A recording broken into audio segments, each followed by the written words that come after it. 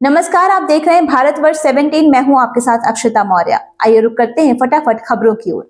सरकारी खुद को कितना भी प्रगतिशील घोषित कर ले, लेकिन सरकारी फैसले होते लकीर के फकीर ही हैं। यह हम नहीं कह रहे, खुद सरकारी फैसले कह रहे हैं। अब देखिए ना, महाराष्ट्र सरकार ने अंगुली भर का पेन ड्राइव रखने के लिए हाथ भर का ट्रॉली बैग खरीदने का फैसला लिया है, वह भी 82 लाख रुपए खर्च करके, क्योंकि विधायकों को बजट सत्र में बैग दिए जाने की परंपरा है।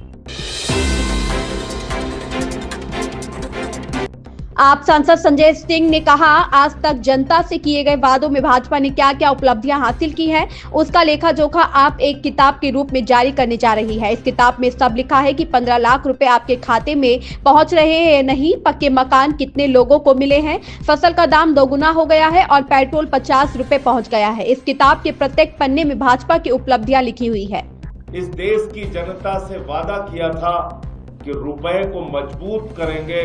रुपया गिरता है तो देश का मयार गिरता है, देश का गौरव और सम्मान गिरता है।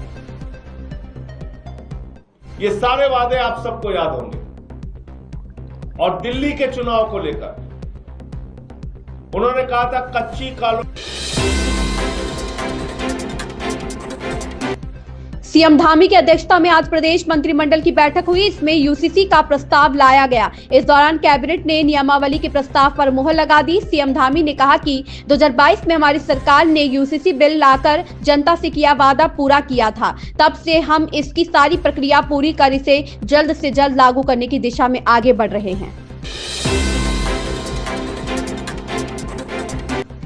सुप्रीम कोर्ट ने 2021 में हुई लखीमपुर हिंसा मामले में गवाहों को धमकाने के आरोप पर सख्ती जताई है। कोर्ट ने मुख्य आरोपी और पूर्व केंद्रीय मंत्री अजय मिश्रा के बेटे आशीष मिश्रा टेनी पर लगे गवाहों को प्रभावित करने के आरोप पर यूपी पुलिस से रिपोर्ट मांगी है। सुप्रीम कोर्ट ने कहा कि लखीमपुर खीरी के एसपी मामले की जांच करके पूरी रिपोर्ट सौंपे।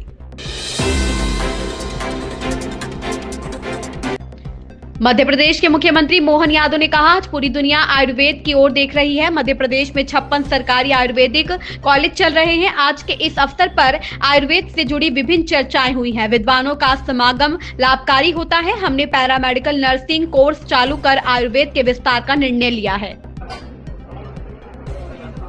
राष्ट्रीय आयुर्वेद संगोष्ठी में आज मैं मेरे साथ मंत्री माननीय इंदर सिंह परमार, माननीय विधायक भगवान दास सन्नानी जी और देश भर के आयुर्वेद के अलग अलग स्वनाम धन्य चिकित्सक और पूरा संगठन अपनी इस पूरी व्यवस्था में हमारे बीच पद्म विभूषण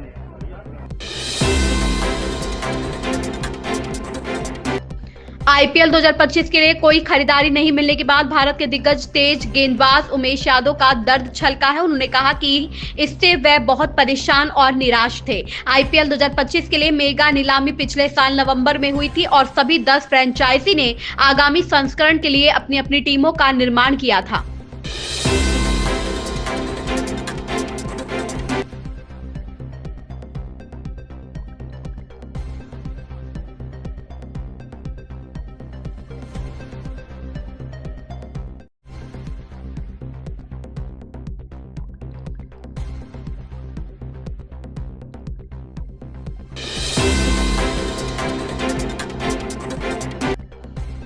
राहुल की ओर से पेश वरिष्ठ अधिवक्ता अभिषेक सिंघवी ने कहा कि कई फैसले हैं जो कहते हैं कि केवल पीड़ित व्यक्ति आपराधिक मानहानि की शिकायत दर्ज कर सकता है। मानहानि की शिकायत किसी प्रॉक्सी थर्ड पार्टी की ओर से दायर नहीं की जा सकती। याचिकाकर्ता की ओर से वरिष्ठ अधिवक्ता महेश जेठमलानी पेश हुए।